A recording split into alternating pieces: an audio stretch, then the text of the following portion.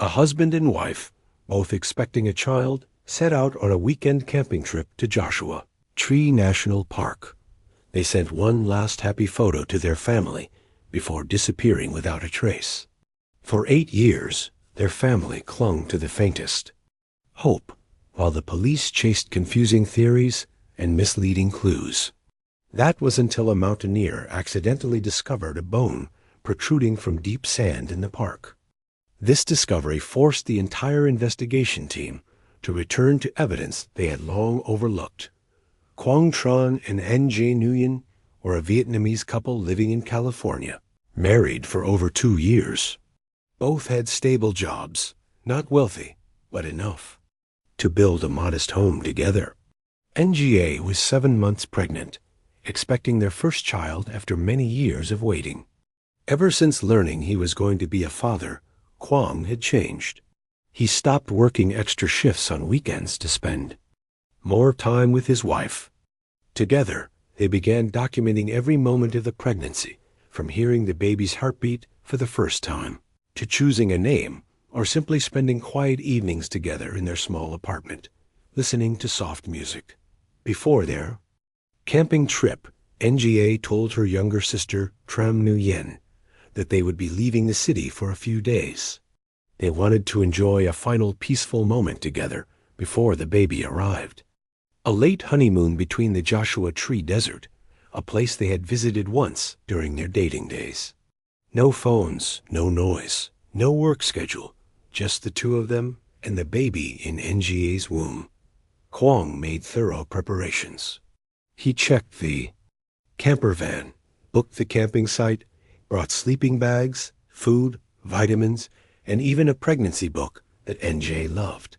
He even set up a tracking app for the family to follow their journey. Tram, NJ's younger sister, was a little worried since NGA was heavily pregnant. But her sister reassured her that it would only be for 2 nights, with no hiking or dangerous exploration. Their departure was on Friday. At afternoon, NGA texted Tram, saying they were halfway there, and everything was fine.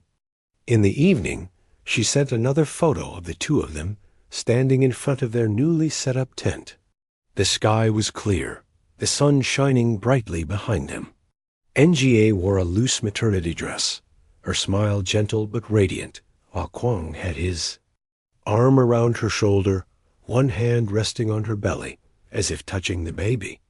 They looked directly at the camera, their eyes shining with a kind of peaceful happiness that not everyone gets to experience.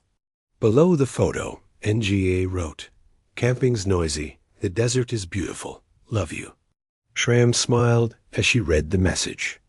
Despite feeling a slight unease, she knew her sister was careful, and her brother-in-law always knew how to protect his loved ones. That night, as was their habit, Tram placed her phone on the pillow.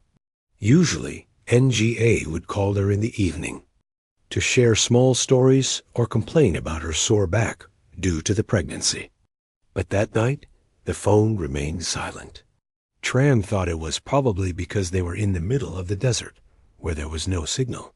She fell asleep, feeling a little reassured. The next morning, Tram woke up at 7 a.m. and turned on her phone. Still no messages or missed calls. She texted a simple message, "Are you okay?"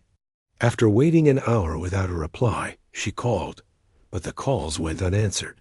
1 call, 2 calls, 3 calls, and her worry began to shift from concern to fear. Around noon, Tram called the local police station in California to report the missing contact. The dispatcher advised her to reach out to the Joshua Tree Park Rangers, who could access the camping area. Tram did her best to stay calm and clearly explained the details, including the photo of the tent and GPS coordinates NGA had sent earlier. Her voice trembled, but she remained clear. "My sister is 7 months pregnant. They plan to stay for 2 days. She sent a photo yesterday, and now there's no contact at all. Please check." The police recorded the information and passed it on to the park rangers. Tram had no choice but to sit and wait in her small apartment. where the baby's things were already neatly prepared. Baby clothes folded in baskets, a crib placed beside the bed. Tram sat in silence, her gaze fixed on her phone screen. The last photo appeared again, with its golden sky, radiant smiles, and a brief message. The desert is beautiful. As the sunset fell over Los Angeles, Tram waited.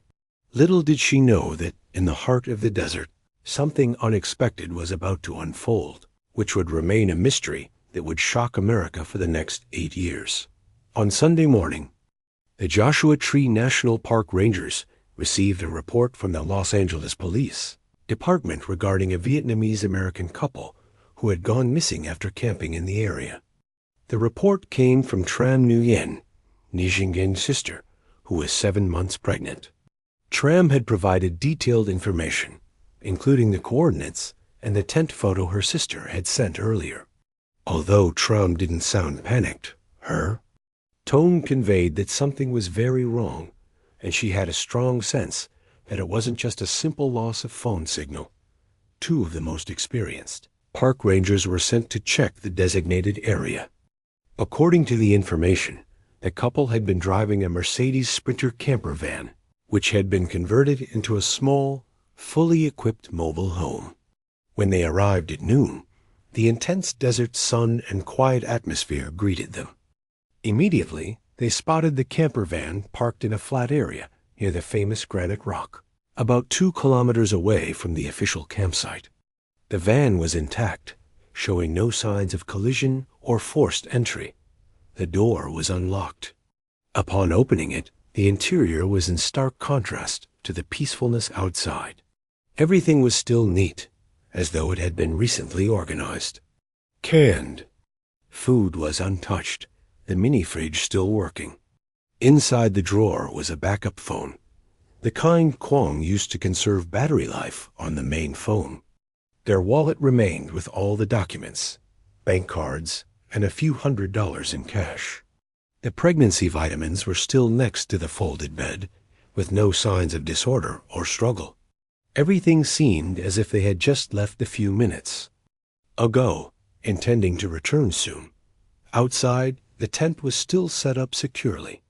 2 folding chairs faced each other, as if they had just finished a meal. The sleeping bags were spread out, unspoiled and clean, with a water bottle almost full. A small trash bag still hung on a nearby tree, waiting to be discarded. Everything was impeccably clean, unnervingly quiet, and perfectly in order and arrangement that made even the seasoned park rangers feel uneasy. The search team expanded their search area, using loudspeakers to check nearby water points, and even deployed drones to scan the area from above, but they found no trace of the couple. No fresh footprints, no strange tire tracks, and no sign of what had happened to these 2 healthy, pregnant people. The scene left a deep impression. It didn't look like an accident, nor a simple case of a runaway, and certainly not a typical camping trip. At the end of the day, news of the disappearance was transferred to the San Bernardino County Sheriff's Department to open an official case file. An investigation team was formed. Minh Pham, a veteran Vietnamese-American investigator, was assigned to handle communication with the victim's family. He was the first to contact Tram. Over the phone, he spoke slowly and gently to reassure her. "We won't overlook any details. This is a priority case." The next morning, the investigation team returned to the scene with a forensic specialist. They collected soil samples, dust, tire marks, and checked all the items inside the van and tent. One specialist noticed that the spare phone in the van still had battery life and showed no call history after 9 p.m. that night, after the last message saying, "Camping's good. The desert is beautiful. Love you." There had been complete silence. There was no sign of the couple walking far from the campsite, no reports of wild animals or flash floods in the area, and no witnesses nearby who had heard any screams or struggle. The disappearance of a couple, with the wife being pregnant, in such a vast yet not remote area, quickly became a mystery that left authorities confused. Tram was invited to identify the belongings and sign a confirmation of personal information. She stood by the van, looking at the water bottle her sister used, gazing at the maternity dress still hanging in the small compartment, and cried uncontrollably. It was not the cry of desperation, but the sharp sobbing of an instinct that told her what she was witnessing was not an accident, but something planned, a perfect scheme, and her sister had unwittingly become a witness who would never return. The area was officially sealed off. The missing persons report was opened, and the media began to release small tidbits of information. But at that moment, no one knew that this would be the beginning of an investigation that would stretch for 8 years, with truths buried deeper than the sand beneath the desert.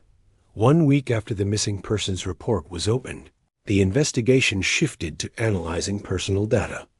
The police began to comb through all bank accounts, communication histories, electronic devices, tax records, and work schedules for both husband and wife. And from there, a new layer of evidence began to emerge, but it pointed in a completely different direction than originally anticipated. Credit records showed that Quang Tran had an outstanding debt of nearly $45,000 from private lenders. This debt was not listed on his tax records or discussed with banks, meaning it was unofficial. This type of debt often comes from non-traditional sources or is urgent or reckless. Nan Nung Yan had no knowledge of this. Her saved messages and emails showed no signs of financial stress or suspicion. She still believed that they were preparing for a new life, not fleeing a pit of debt. At this point, the police began to hypothesize. If Quang was in debt, was it possible that he had planned to kill his wife and disappear to erase all his obligations? This theory was reinforced when a gas station employee in a town about 100 miles from the camping site told the police that early the next morning, an Asian man had come in to buy a burner phone and a paper map. The man looked nervous, glancing around as if he feared being followed. The camera footage wasn't clear enough to make a precise identification, but the build and hairstyle were quite similar to Quang, the employee reported. This information caused the entire investigation to pivot. In the internal report, Quang Tran was officially placed on the list of prime suspects, with the possibility that he had murdered his wife and staged the scene to cover his tracks. The media started using terms like the mysterious husband's disappearance and wife left alone in the desert, creating an atmosphere of suspicion that quickly engulfed the case. NGA's family was surrounded by the press. Social media forums began dissecting the couple's past photos, searching for signs of cracks in their marriage. Tram Nguyen was almost devastated when she learned the direction of the investigation. She vehemently opposed it, calling Detective Min Pham directly and demanding a face-to-face meeting. During the meeting, Tram brought with her a journal that NGA had kept, where she had written simple lines about her husband. Quang is always the first to feel every kick of the baby. He's not good at showing it, but every time we hear the baby's heartbeat, he sits in silence for an hour. Tram also talked about the day they went to the ultrasound, how Quang cried when he saw their baby on the screen. A man like that could never kill his wife. He couldn't. Min Pham remained silent as he listened to her. As an investigator, with many years of experience, he knew that emotions couldn't replace evidence, but deep in his gaze, there was something he had seen in true loved ones, an unwavering trust that couldn't be swayed by rumors. He didn't counter her, but he couldn't dismiss the hypothesis from his colleagues. As all the objective data seemed to point against Quang, the case officially shifted from missing persons to suspected murder. A temporary arrest warrant was signed, and a search warrant was issued for Quang Tran's assets. However, there were no credit card transactions after the day of the disappearance. No withdrawals, no GPS data, no traffic cameras recorded the vehicle or a man resembling Kwong after that day. If Kwong had truly escaped, it was as if he had vanished without a trace. Public opinion began to split into two camps. One side believed Kwong was the perpetrator, a man who had fallen into moral bankruptcy due to financial pressures. The other side argued that it was illogical, as there was no clear motive. He didn't have life insurance on his wife, no financial plans to benefit from her death, and there were no prior signs of threats or violence. But no matter the angle, the truth remained that NGA and the baby were never found, and Kwong, the husband who once placed his hand on his wife's belly beneath the desert sky, never called again. The case was temporarily closed at the end of 2016. Tram couldn't accept it. She hung the last photo of her sister on the wall with a small caption underneath, "If they don't find them, I will." But years passed, 2, then 3, and as the world began to forget, only Tram held on to the silent question every day. If Kwong was the perpetrator, where was he? And if he was the victim, who was the real killer? And why did everything disappear in the heart of the desert without leaving a single trace? In 2017, nearly a year after the case was quietly closed, the camper van that had carried Kwong and Angie to the desert was about to be returned to the family according to the evidence storage policy for expired items. The process seemed like a mere formality, since the entire scene and evidence had been checked multiple times, and there was nothing unusual. But before signing it over, a young officer named Ruben Garcia, recently assigned to the evidence room, decided to inspect the van one last time according to the new procedure. It was just a routine internal practice, and no one expected anything to come of it. Ruben climbed into the van, shining a flashlight over every drawer, bed compartment, and the floor. Everything was as clean as the old reports had indicated. But when he used a ladder to reach the overhead storage compartment, typically used for light items and often overlooked, his fingers brushed against something, an unusual bump. When Ruben removed the fabric lining from the ceiling, he discovered a sophisticated cut and gently pushed it open to reveal a hidden compartment. It wasn't large, just big enough to fit a cylindrical map tube wrapped in coarse fabric, a kind often used by geologists during field surveys. The tube was sealed and transferred to the investigation team. Inside was not personal paperwork or birth certificates for the unborn child, but a set of geological maps marked by hand. The map had detailed notations on mineral deposits, excavation depths, soil colors, and terrain types. The marked points were scattered across the deep areas of Joshua Tree, far from the main tourist spots, and mostly not present on general maps. A geologist was invited to analyze the map. He confirmed that the locations on the map matched areas that had previously been suspected to have thorium and monazite deposits, two types of minerals that contain rare elements, including thorium, a valuable radioactive substance. However, according to environmental protection regulations, mining in national parks is completely illegal and strictly controlled. Any activity in these areas, even a survey, requires approval from the intergovernmental authorities. This discovery stopped the investigation team in its tracks, as it opened up a new possibility. Quang Tran wasn't just a man camping with his wife. He might have been secretly monitoring or discovered something related to illegal mining activities in the park. And if that was the case, could someone have wanted him to remain silent forever?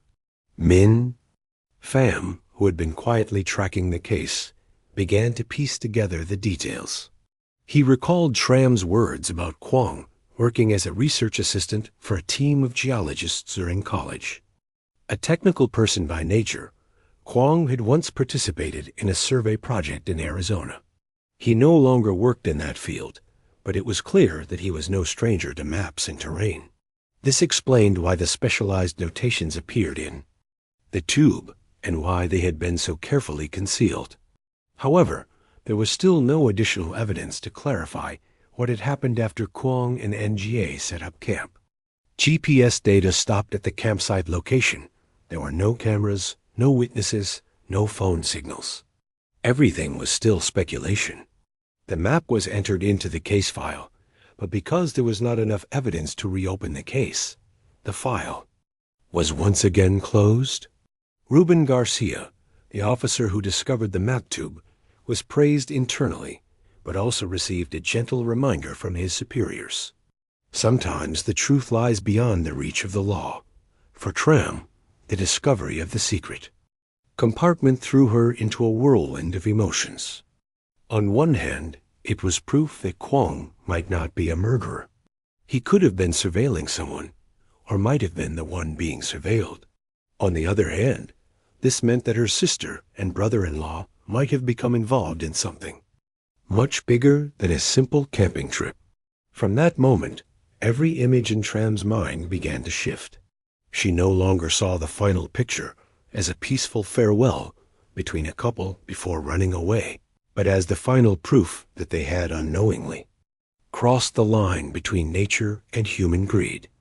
And when you discover the truth at the wrong time and in the wrong way, that truth can become a death sentence, not because you want to speak, but because someone wants you to remain silent forever. September 2024, nearly 8 years after the disappearance case was closed, Joshua Tree remained a place that attracted thousands of visitors each year in search of solitude, wild beauty, or simply the sensation of getting lost in nature. No one could have imagined that, on a seemingly ordinary afternoon, part of the truth that had been buried beneath the sand would emerge, not according to any scenario the police or the family had imagined. Jason Morellis, a software engineer, from Seattle on his first solo trip to California, accidentally strayed from the main trail while trying to avoid the crowds. He camped overnight in a remote area south of the park where GPS signals were nearly lost. The next morning, while packing up his gear to find his way back, he noticed something strange peeking from behind a bush.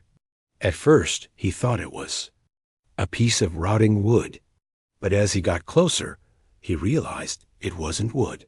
It was a piece of bone, and it wasn't from an animal. Jason immediately marked the spot and retreated to the park's central area, where there was phone signal, to report it to the rangers. Within 3 days, a forensic team was sent out. The scattered bone fragments, including a pelvis, ribs, and spine, were unearthed.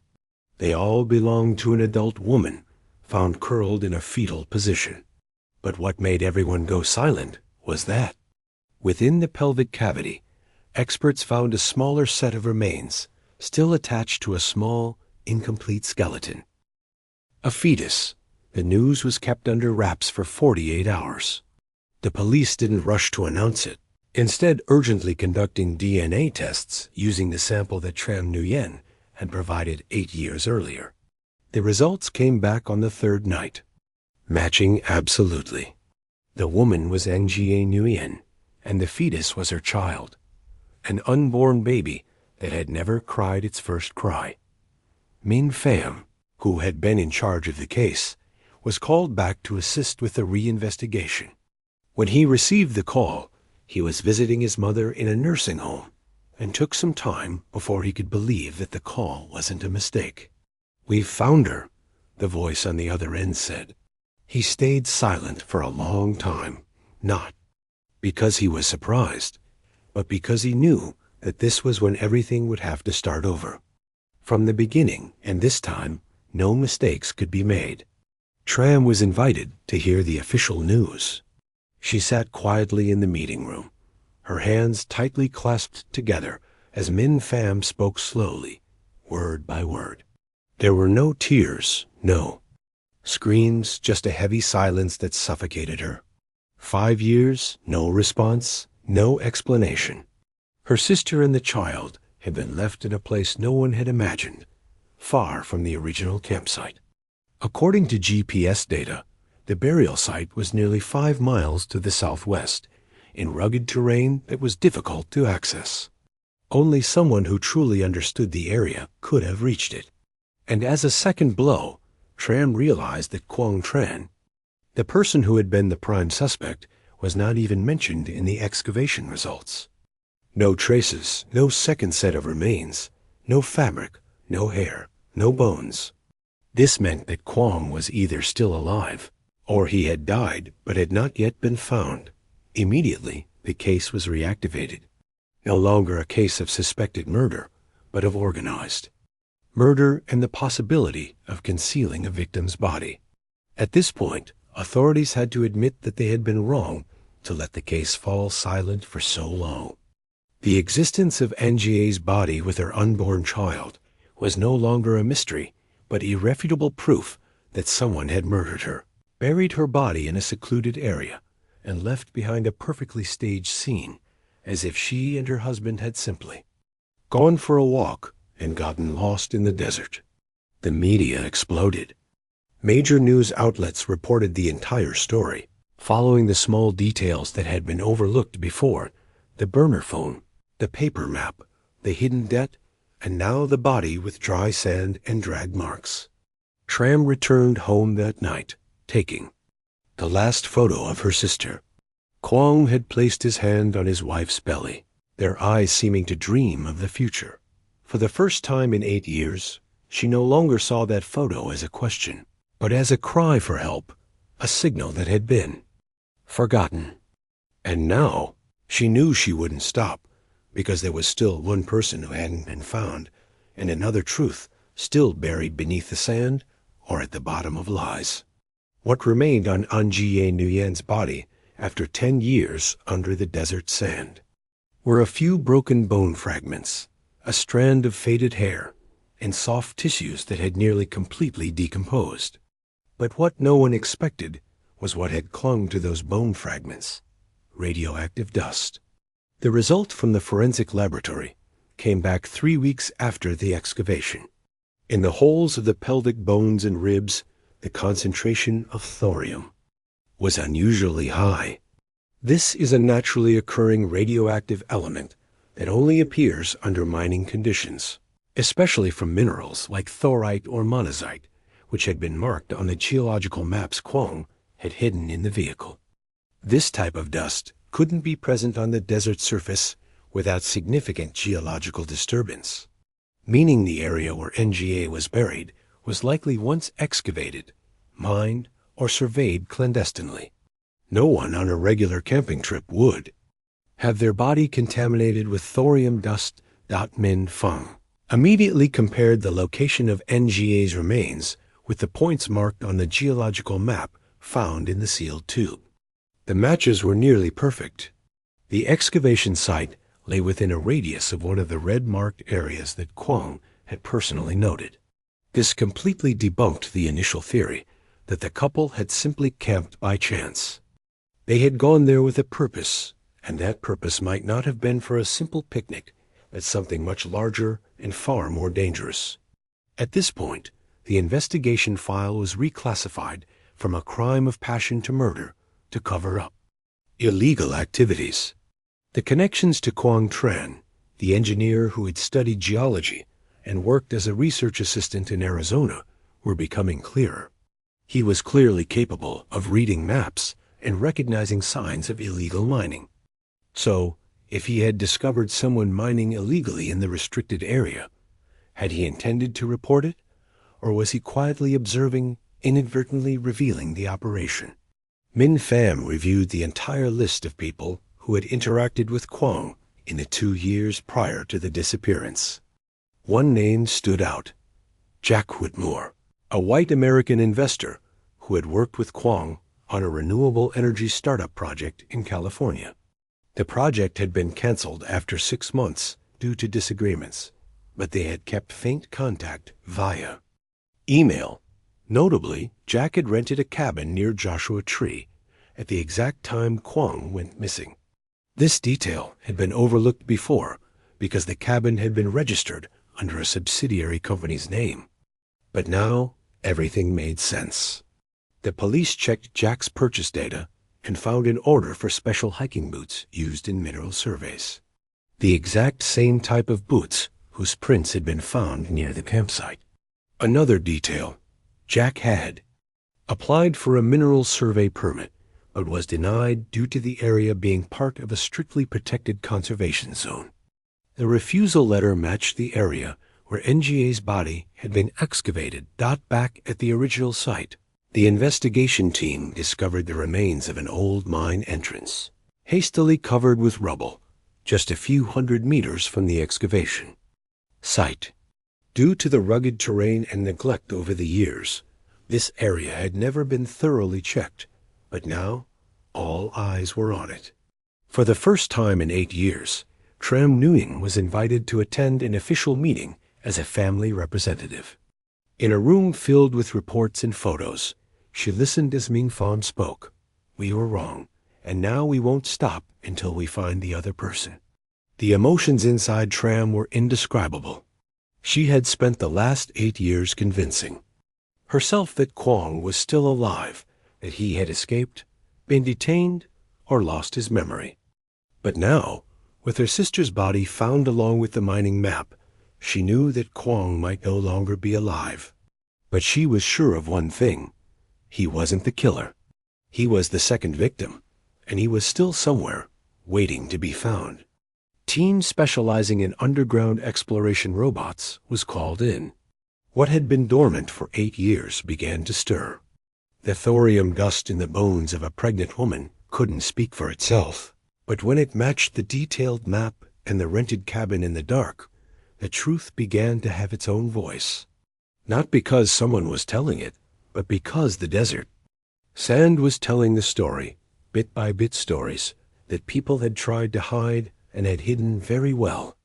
When all the data was substantial enough, when the map coordinates, dust traces, radiation, and detailed samples pointed in the same direction, Min Pham knew this was no longer a guessing game. This was the moment to place a man between two choices: tell the truth or face a lifetime of lies. The name that had been mentioned most over the past few days, Jack Woodmore, was officially summoned for a secret interrogation. No media, no prior announcement. Only a metal table, 2 chairs, and a one-way mirror silent as old guilt. Min Pham walked in with a thin file. He didn't need grand words. He knew people like Jack only feared consistency, not shouting. "I wasn't there." Jack spoke first, calmly, eyes not blinking. Min placed a printed image of the map with Quang's fingerprints matching the excavation. Coordinates right in front of him. "You know where this is, don't you?" Min asked. Jack didn't respond. Min pulled out another photo, the specialized hiking boots Jack had ordered in 2016. Rare, heat-resistant soles, sold by only a few stores. We found boot prints near the old tent matching these shoes. Jack remained still, but the sound of a pen tapping lightly on the table, rhythmic as a heartbeat, waiting for a verdict, made the air tense. Then Min placed the final photo on the table, the container holding Ji Nyunjan's remains, and the tissue sample containing high thorium concentration. Min said nothing more, just looked at Jack for a long time. Slowly, Jack began to furrow his brows. His lips moved slightly, and a crack appeared in the wall that seemed impenetrable. "I didn't intend to kill them," he whispered. "That wasn't an admission of guilt, but it was the beginning of the door opening." Min Pham nodded slightly. "Let's start from the beginning." Jack spoke, not loudly, not blaming anyone, but in a voice like remembering something distant. In 2016, when he learned that there was a large thorium deposit beneath Joshua Tree, Jack and a few colleagues secretly organized an illegal mining operation. Unable to evade the authorities, they decided to mine secretly by hand at night, remote areas that no one paid attention to. Quang Tran, who had just left the project with Jack, happened to notice a few signs of irregularities. Using his old knowledge, Quang mapped and recorded areas that seemed to have been disturbed by unauthorized geological activities. Instead of staying silent, Quang sent Jack an email, warning that if they continued, he would report them to the national park, and the Environmental Protection Agency. Jack panicked, and his associates pressured him to eliminate the threat. That's when the meeting was set up a proposal to meet in the desert to talk. Jack never expected NGA to come along. She shouldn't have been there. Jack sighed. I only intended to talk to Kwong, but when I saw her get out of the car and stand next to him, her eyes wide with fear, I knew she had heard everything. In the chaotic moment, a struggle broke out. Jack said he didn't remember clearly, only that there was a thud, a fall, blood. I only meant to scare him, but everything got out of control. Kwong died right there. Jack didn't go into detail. With NGA, he confessed. She screamed. I didn't think ... I had no choice. Afterward, Jack dragged NG's body and buried it near the mining site with Kwong. Because the body was too heavy, he temporarily hid it in an old mine shaft, which was later covered with rubble. Once it was done, he retraced his steps to a gas station, hundreds of miles from the scene, bought a burner phone and a paper map, then staged the scene to make it look like Kwong had run away. I spent 8 years sleeping every night without, dreaming of the sand, Jack said, the first time shedding tears. I knew it would be discovered eventually. I just didn't think it would be today. The interrogation ended, and Jack was immediately arrested for first-degree murder, concealing a body, and illegal mining in a federally protected area. On paper, this marked the start of a trial, but in Min Pham's heart, it marked the end of 8 long years of darkness as he walked out of the interrogation room. He never looked at Jack again. He only took with him the first photo, the photo that Kwong and NGA had sent before they disappeared. This time, his gaze wasn't on their smiles, but on the horizon behind them, where the desert had once buried a crime, and at last had spoken. 6 weeks after Jack Whitmore's confession, a special technical team was dispatched from Nevada with robotic surveying equipment used for mine collapses and finding bodies in abandoned mines. The goal was to pinpoint the exact location where Jack had hidden Quang Tran's body. According to Jack's testimony, it was buried under an old mining shaft that had been sealed off since 1992, deep in the restricted area of Joshua Tree Park. The first 3 days, the equipment detected nothing but limestone and solidified earth. But on the 4th day, at a depth of 150 feet, the camera recorded a human-like shape wedged between 2 crumbling rock walls. A torn piece of cloth was still clinging to the arm, matching the shirt that Tram Nguyen had confirmed. It was the shirt her brother-in-law had worn in the final photo. When the body was pulled up, there was nothing recognizable except for bones and a metal watch that had stopped ticking. But inside the watch was a small photo Kwang and NGA's wedding picture, taped to the back like a secret keepsake only. The wearer knew. That was the final tender but cold evidence, confirming that this love had been buried alive by greed. But it could not be erased from the world. Jack was charged with first-degree murder, concealing a body, falsifying a crime, seen, and illegal mining, and was sentenced to life in prison without parole. The case closed with nearly 1,200 pages of records, over 50 depositions, and 14 forensic interrogations. But what silenced the whole of America wasn't the verdict, but the truth about what a pregnant woman and her husband had endured for 8 years, only to be remembered as victims instead of suspects. A memorial service was held at Joshua Tree Park, near the spot where the final photo had been taken. Tram Nguyen held 2 frames. One was their wedding photo, and the other was an ultrasound of the unborn child, placing them side by side under the single Joshua tree in the middle of the desert. There were no cries, no speeches, just a gentle phrase as light as dust, but as heavy as a stone on the hearts of those who heard it. She's home, and I will tell her story so that no one is forgotten in the dust. From a media perspective, the Kwang Ga case became a symbol of 2 things: the helplessness of the investigative system, when prejudice clouded the truth and the power of truth itself. Despite being buried, it always has a day to rise. 8 years, 2 lives, and a child that never got the chance to cry taught the hard lesson that some crimes don't hide in the dark, but stand out in the sunlight. We just aren't patient enough to look closely. After the case, Joshua Tree Park tightened its regulations, and a series of illegal mining inspection orders were issued across the western states. The locals, who once saw it as a camping paradise, now lowered their heads when stepping into the sand, not out of fear, but out of understanding. This place had once been the grave of innocent people.